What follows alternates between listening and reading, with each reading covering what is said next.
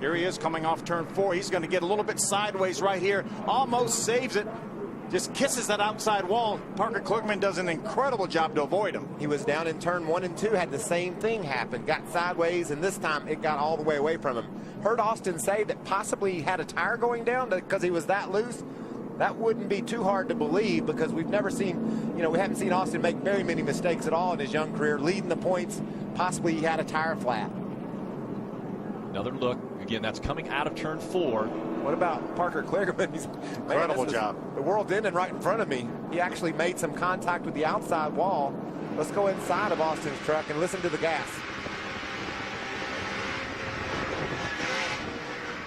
You could hear him back off the throttle just as that back end kicked out a little bit. Thought he had it saved there for a moment. Watch coming off turn 4. You see the 66 of Max Gresham to the outside. Is Max going to squeeze up? Oh, Gresham gets a little bit sideways and then comes down into Max. Yeah, there was Max maybe looked like he was coming up as well. a couple of.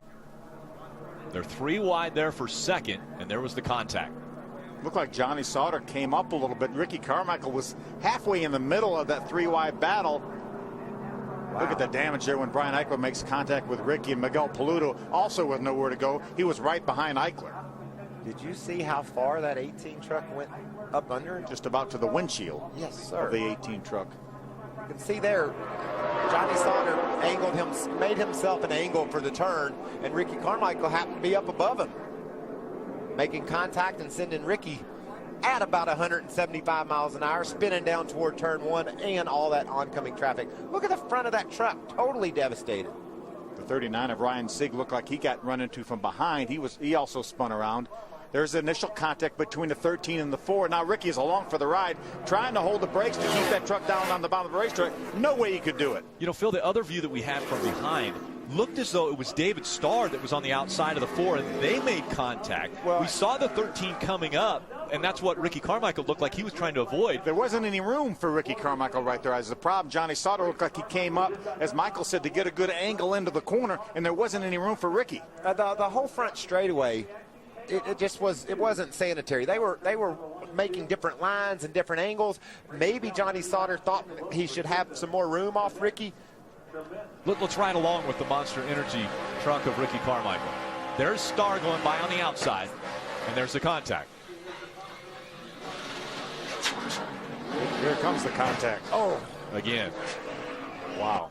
The motor running around with the oil running out of it. Brett Raymer gets a little bit loose. Max really with nowhere to go was right behind him, and he's just going to carry each other right into the infield here.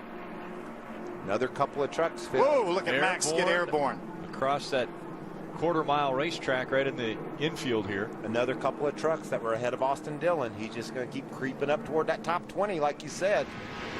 There's Austin. He's going to have a good look at this. You see the 73 of Brett Raymer get sideways. You see Austin way off the gas here.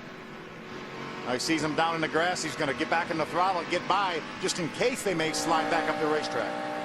Ricky Carmichael's view. Watch these trucks jump through the infield. Wow. Ricky's like, don't come up the racetrack. I've already experienced that today. You could hear Ricky get in the brakes hard and actually lock the rear wheels up. There's another view. The 73 of Brett Raymer gets sideways. Watch these trucks hit the infield track and how much they leave the ground. Just some good old boys. All 4 tires off the ground. He cleared the rest of that quarter-mile track. Ain't no making no noise.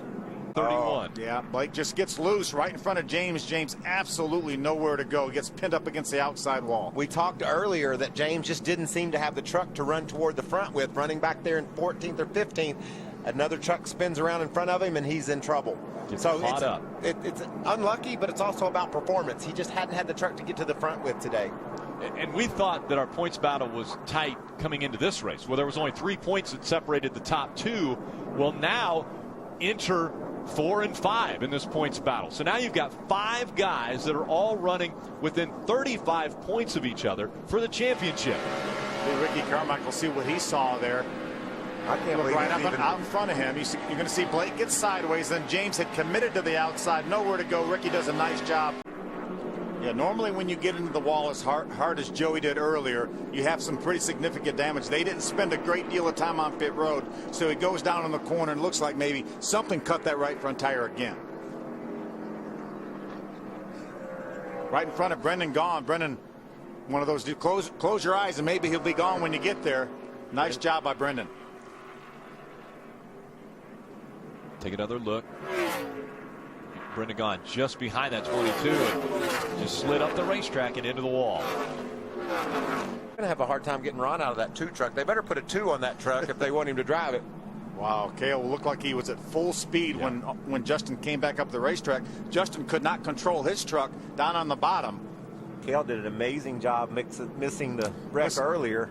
See Justin Lofton now. He's side by side with Brendan Gaughan. Didn't leave Brendan enough room on the outside. They make contact, turn Justin into the wall. Now look how far behind. Well, look all the damage, though, the 6 of Justin Lofton has. He gets down to the apron here. And he just, you know, Cale Gale didn't expect Justin not to be able to turn. Obviously, the truck was tore all to pieces. It just went straight when he got to the corner. Cale did not understand that that's what was going to happen. Yeah, and we haven't talked enough about the 62 here, Brendan Gaughan. He's on the outside. He gets caught up and slams into the wall. Yeah, Brendan was all up against the wall as far as he could go. Justin, I think, may have just lost the front end. Came off. Yeah, Jason would have been wise to get to pit road right there. And how smart is that of Austin Dillon? He saw that something was going to happen, didn't want to be on the outside of that 23, so slowed up, went to the inside. We thought it was an engine problem. It's not an engine problem. He's going to get down to the corner. It's not going to turn. Jennifer's going around the outside. That's a situation where if she would have looked ahead and maybe saw the smoke from the right front, that may have been a deal where don't go on the outside, just like Austin didn't want to do that. So the 10th caution has come out. The record for cautions here is 12. That was back in 2008. We don't want to break that record today. Yeah, you always know that the best thing to do is to go low because that truck's not going to turn like it was.